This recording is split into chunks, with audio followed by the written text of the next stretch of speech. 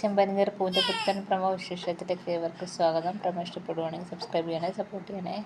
രേവതി ഇങ്ങനെ വിഷമിച്ചിരിക്കുമ്പോൾ അങ്ങോട്ട് ശ്രീകാന്തും വർഷയും വരുന്നുണ്ട്. എന്നിട്ട് വർഷ പറയുകയാണ്, സച്ചേട്ടൻ ആ സ്ത്രീയെ ഉപദ്രവിച്ചിട്ടില്ല, പക്ഷേ കേസ് കൊടുക്കാൻ അവർ പോലീസ് സ്റ്റേഷനിൽ വന്നപ്പോൾ കയ്യിലും നെറ്റിയിലും ഒക്കെ വെച്ചുകൊണ്ടിട്ടുണ്ടായിരുന്നു. മാത്രമല്ല പോലീസിൻ്റെ കയ്യിൽ ഒരു ഡോക്ടറിൻ്റെ സർട്ടിഫിക്കറ്റും കൊടുത്തിട്ടുണ്ടായിരുന്നു. അപ്പോൾ അച്ഛൻ അങ്ങോട്ട് വന്നിട്ട് പറയുകയാണ്, കയ്യിലും നെറ്റിയിലൊക്കെ വെച്ചിട്ട് കെട്ടാൻ ഇപ്പോൾ വലിയ പാടൊന്നുമില്ല. മാത്രമല്ല ഡോക്ടർ സർട്ടിഫിക്കറ്റ് അതും ഉണ്ടാക്കാൻ പറ്റും. പിന്നെ കാണിക്കുന്ന രേവതി എടുത്ത വർഷയും അച്ചമ്മയും കൂടെ വരികയാണ്. എൻ്റെ അച്ചമ്മ പറയാണ്, ഇപ്പോൾ വക്കീലിൻ്റെ കയ്യിലൊന്നും കേസ് കൊടുക്കണ്ട, ഇത് എങ്ങനെ കൈകാര്യം ചെയ്യണമെന്ന് എനിക്കറിയാം എന്ന് പറയാണ്. അങ്ങനെ വർഷയും അച്ചമ്മയും കൂടെ നേരെ പോലീസ് സ്റ്റേഷനിലേക്ക് പോവുകയാണ്. അവരെ ചെല്ലുമ്പോൾ അവർ കയറാനൊന്നും സമ്മതിക്കുന്നില്ല. എന്നാലും അച്ചമ്മ ഇടിച്ച് കയറി ചെല്ലുകയാണ്. ചേച്ചൻ കഴിയുമ്പം എസ് ഐ പറയാണ്, അവൻ ജയിലിൽ കിടക്കും. അച്ചമ്മ പറയണം, അവൻ ജയിലല്ല, എൻ്റെ വീട്ടിൽ കിടക്കും, കലാവധി കൊണ്ടുപോവുക തന്നെ ചെയ്യും എന്ന് അച്ചമ്മ പറയുകയാണ്.